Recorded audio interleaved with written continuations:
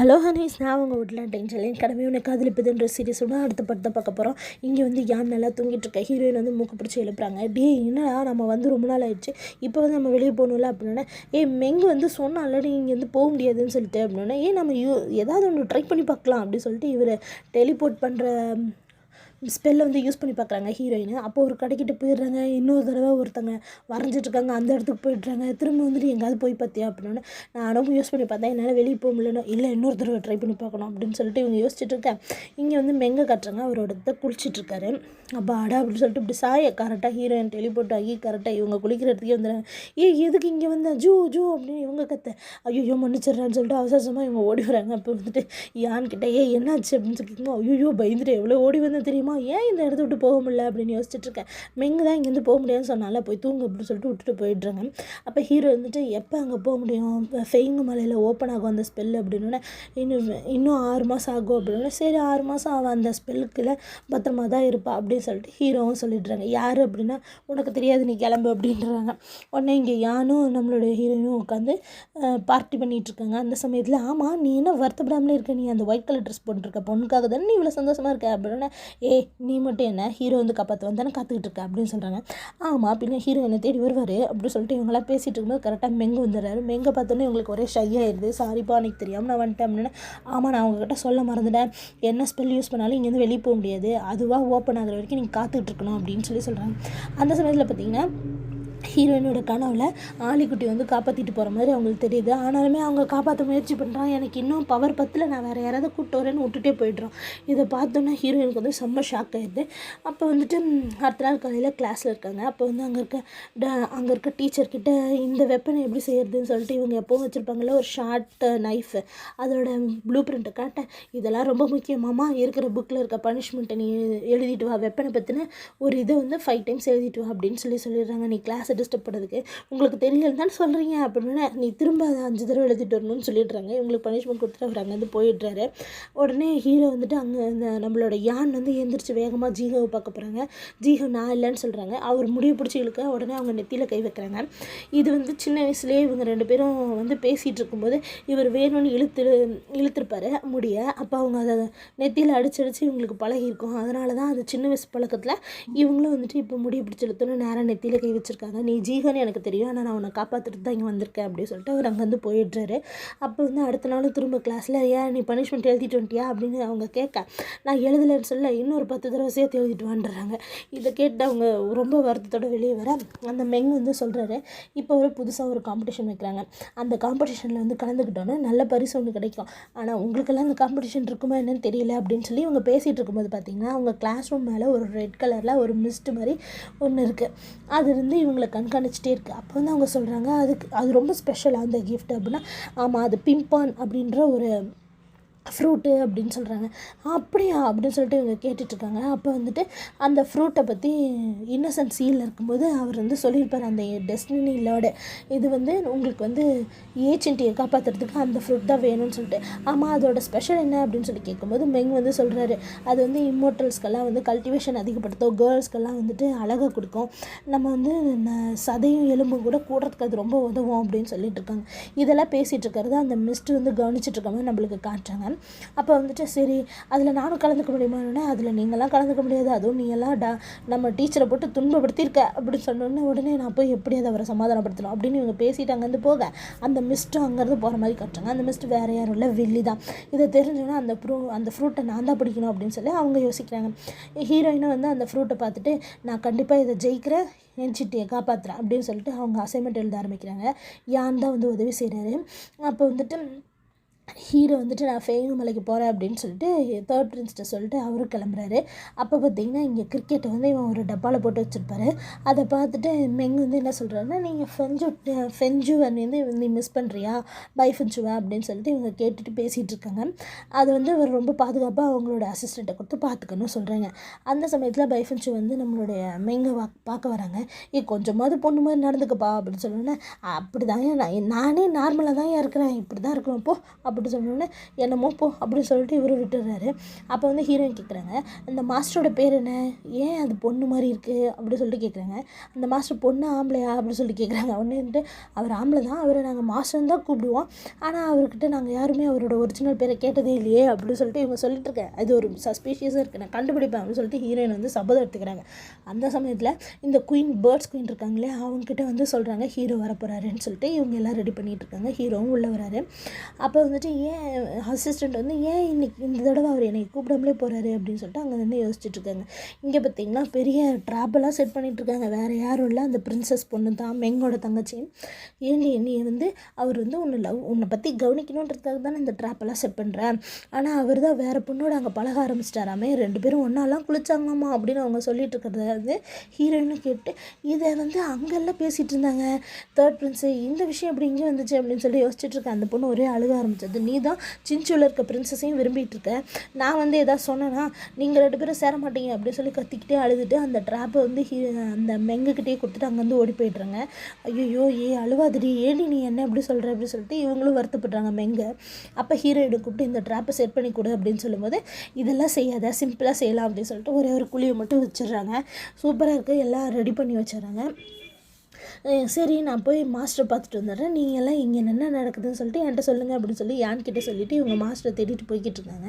இங்கே செமீன் வந்து third Prince கிட்டே ஹீரோ எங்கன்னு கேட்க, அது வந்து ஃபெயுங்க மலையை பற்றி அவர் கேட்டார், அதுக்கு இன்னும் கொஞ்ச நாள் ஆகும்னு நான் சொல்கிறதுக்காக வந்தேன் அப்படின்னா, அவர் இங்கே இல்லை, வா நம்ம 2 பேர் செஸ் விளையாட போகிறோன்னு இவங்க 2 பேரும் போயிடுறேன்.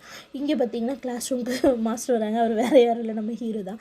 அதை பார்த்தோன்னே யான்றது டே ஐஸ் ஃபேஸ் இங்கே எதுக்குடா வந்தேன் அப்படின்னு சொல்லும்போது இவர் அப்படியே ஷாக்காகி நின்றுட்டுருக்கு, அப்படியே பார்த்துட்டே இருக்காரு. அப்போ தான் அவங்க டீச்சர் இருந்துட்டு திட்டுறாங்க, என்னடா இப்படியெல்லாம் பேசுகிறப்போ போய் நில்லை, அப்புறம் பனிஷ்மெண்ட் கொடுத்துருவோம் அப்படின்னு சொல்கிறாங்க.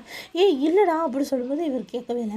அப்புறம் வந்துட்டு இவங்க வந்துட்டு அந்த இடத்துக்கு போய் அதை மிதிக்கலான்னு அந்த ட்ராப் கிட்ட போனோடனே அந்த மெங்கு இருந்துட்டு இல்லை வாங்க நம்ம வெளியே கிளாஸ் நடத்தலாம் அப்படின்னு சொன்னோன்னே இவருக்கு தெரிஞ்சிச்சு ஏதோ இங்கே விஷயம் இருக்குன்ட்டு. சரி வெளியே கிளைமேட் நல்லாயிருக்கு, நம்ம வெளியவே போகலாம் அப்படின்னு சொல்லிட்டு டீச்சர்கிட்ட சொல்லிட்டு இங்கே வந்துடுறாங்க. யான் வந்துட்டு போகும்போது யானை திரும்பி நீ எனக்கு தேங்க்ஸ் சொல்ல மாட்டியா அப்படின்னு சொன்னேன். நான் இதுக்கு நான் உனக்கு தேங்க்ஸ் சொல்லணும் அப்படின்னு சொல்லிட்டு யான்னு கேட்குறாங்க. ஜீஹக்காக நீங்கள் இல்லை அப்படி சொன்னேன்.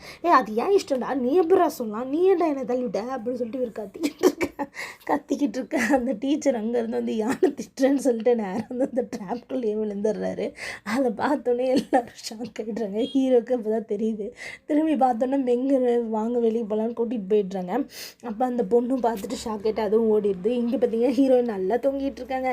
இவங்கெல்லாம் பேசுகிற சத்தை கேட்டோன்னு முழிச்சு பார்க்குறாங்க. அப்போ மெங்க வந்துட்டு போச்சு, நம்ம டீச்சர் வந்து உன் தோலை உரிக்கிறேன்னு சொல்லிட்டாங்க அப்படின்னோடனே நான் என்னடா பண்ணேன், என்ன ஏன்டா தோலை உரிக்கணும் அப்படின்னா ஐயோ கிளாஸ்க்கு லேட் ஆச்சு நான் போகிறேன்னு போயிடுறாங்க. பின்னாடியே ஒரு யான் வந்துட்டு அப்படியே முகத்தில் இங்கே போட்டா இங்கே கோடு போட்டான்னு கேட்டுட்ருக்காங்க. நீ நெத்தியில் கோடு போட்டுக்கடா அப்படின்னு சொல்லிட்டு ஹீரோயின் சொல்ல, என்னப்பா நீயும் இப்படியே சொல்கிற அப்படின்னு. நானே இப்படியே சொல்கிறேன்னா சரி எதுக்கு கேட்குறேன் அப்படின்னா ஜிஹக்கிட்ட வந்து நான் நல்ல பேர் பரதாபதாவது வாங்கணும் அப்படின்னு சொல்லிட்டு தான் நான் வித்தியாசமாக ஏதாவது ஒன்று செய்யணும்னு நினச்சேன். தாடி வளர்த்துக்கிட்டானே, ஐயோ இவன் சரியான பைத்தியக்காரனாக இருக்கான், அதனால தான் இவனுக்கு யாருமே கேர்ள் ஃப்ரெண்டே கிடைக்க மாட்டேன்றாங்க அப்படின்னோடனே உடனே வந்துட்டு சரி எதுக்கு என்னை வந்து மாஸ்டர் திட்டுறேன்னு சொன்னார் அப்படின்னா உன்னோடதுல மாஸ்டர் தான் விழுந்துட்டார், நம்ம டீச்சர் தான் விழுந்துட்டார், அந்த மாஸ்டர் விழுவில் அப்படின்னா ஐயோ இதெல்லாம் கொடுத்தா கூட அவர் என்னை மன்னிக்க மாட்டார், கண்டிப்பாக நீ தலையில நின்று தண்ணி குடித்தா கூட அவர் தோலை பிரிக்காம விட மாட்டார் அப்படின்னா ஐயோ அப்படின்னு சொல்லிட்டு இவங்க கத்திக்கிட்டே ஓடுறாங்க.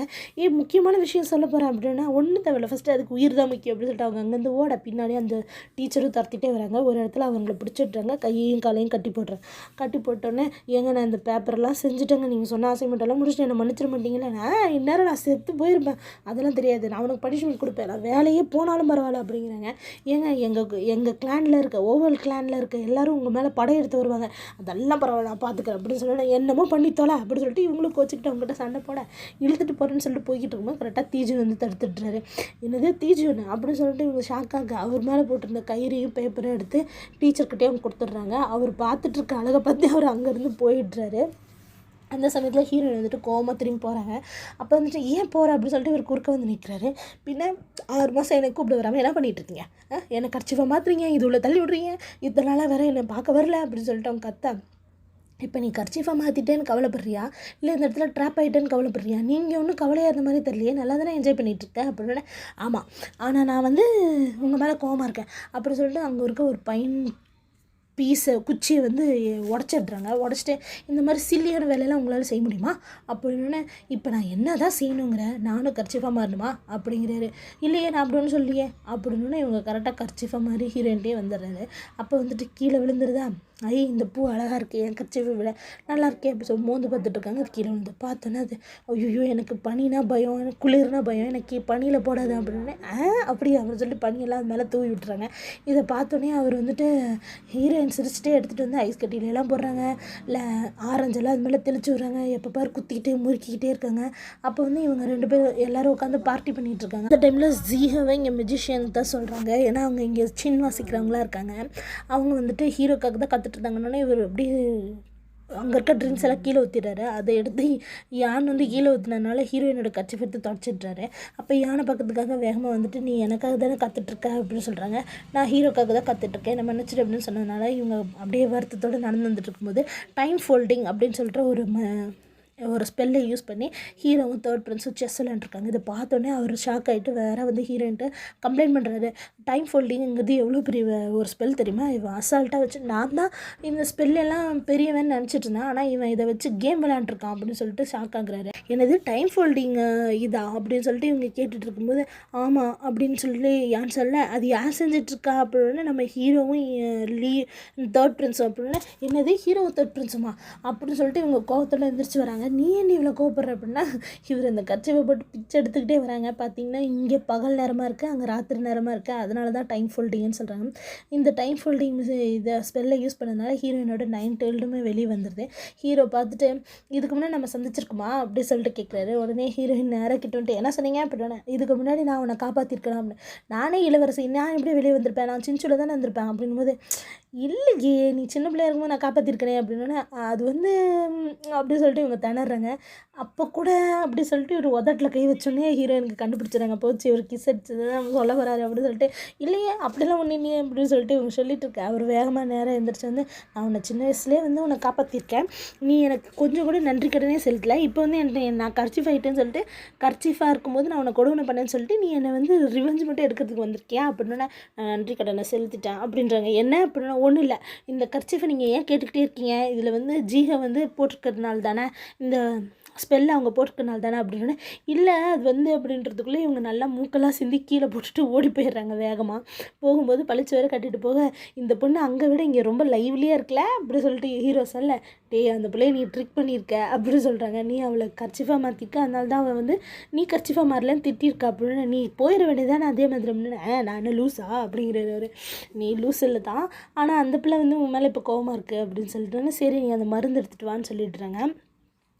இங்கே அடுத்த நாள் உட்காந்து மெங்கு யானை ஹீரோயின் எல்லாம் பேசிகிட்டு இருக்கும்போது அவங்க வந்து அந்த ஃப்ரூட்டை வந்து எப்படி எடுக்கணும் அப்படின்னு சொல்லிட்டு கேட்டுட்ருக்காங்க, என்னென்ன பண்ணணும் அப்படின்னு சொல்லிட்டு. அந்த சமயத்தில் என் பேர் வந்து நேம் லிஸ்ட்டில் வராது, நான் போய் எப்படியாவது மாஸ்டர் வந்து ஐஸ் வச்சு அந்த பேரை வர வச்சிடறேன்ட்டு இவங்க வந்து சூப்பெல்லாம் கொடுக்க, ஆனால் அவர் எழுத மாட்டேன்னு சொல்லிடுறாரு. வாடி நம்ம ட்ரிங்க்ஸ் பண்ண போகலாம்னு. அட போடா நானே ரொம்ப கவலையாக இருக்கேன் அப்படின்னு. ஜீஹா வேறு இங்கே இருக்கா அப்படின்னது. அப்போ ஹீரோ வந்து ஜீஹா கூட கனெக்ஷனில் தான் இருந்திருக்காரு அப்படின்னு சொல்லிட்டு இவங்களுக்கு ரொம்ப கவலையாக இருக்குது. அடுத்த நாள் உட்காந்து கிளாஸ்க்கு முன்னாடி உட்காந்து இவங்க 3 பேரும் பிளான் பண்ணுறாங்க, இந்த மாதிரி நான் அந்த பழத்தை திருட போகிறேன்ட்டு. அங்கே ஒரு ஃபார்மேஷன் இருக்குது, அது உள்ள பாம்பு இருக்குது, அது வந்து நம்மளெல்லாம் கடிச்சிடும் அப்படின்னு சொல்லிட்டு இவங்க சொல்கிறத அவங்க வந்து செக் பண்ணுறதுக்காக வராங்க. அதே மாதிரி அங்கே ஒரு ஷீல்டு இருக்குது, அது மேலே மோதணுன்னே நிறைய பாம்புங்க வருது 4 பக்கத்துலேருந்தும். அதை பார்த்தோன்னா ஐயோ எனக்கு பாம்புனா பயன்ட்டு அங்கேருந்து ஓடி போயிட்டாங்க. பார்த்தா அவ்வளோ நேரம் ஹீரோ அங்கே தான் நின்று பார்த்துட்டு இருப்பாரு. அவங்கள பார்த்து சிரிக்கிறாரு. பாம்பை பார்த்தோன்னா பயந்துட்டு இவங்க வேகமாக வந்து டீயெல்லாம் குடிச்சிட்ருக்கேன். யான் வந்து பார்க்குறாரு. அப்போ நைட்டு வந்து ஹீரோவோட ரூமுக்கு அந்த ஜீஹோ வராங்க. வந்துட்டு சூப்பெல்லாம் கொடுக்குறாங்க, காஃபியெல்லாம் கொடுக்குறாங்க. இன்றைக்கி இந்த தடவை நீங்கள் எத்தனை நாள் இங்கே இருக்க போகிறீங்க அப்படின்னு கேட்கும்போது கொஞ்ச நாள் தான், இன்றைக்கி கொஞ்சம் அதிகமாக இருப்பேன், 6 மாதம் தானே இருப்பீங்க அப்படின்னா இல்லை இன்றைக்கி கொஞ்சம் இந்த தடவை கொஞ்சம் அதிகமாக இருப்பேன் அப்படின்னா இவங்களுக்கு ஒரே சந்தோஷம் இருந்துச்சு. இதோட இந்த பாட்டு முடியுது. அடுத்தடுத்த பாட்டு பக்கத்துக்கு என் சேனல் சப்ஸ்கிரைப் பண்ணுங்கள். தேங்க்யூ.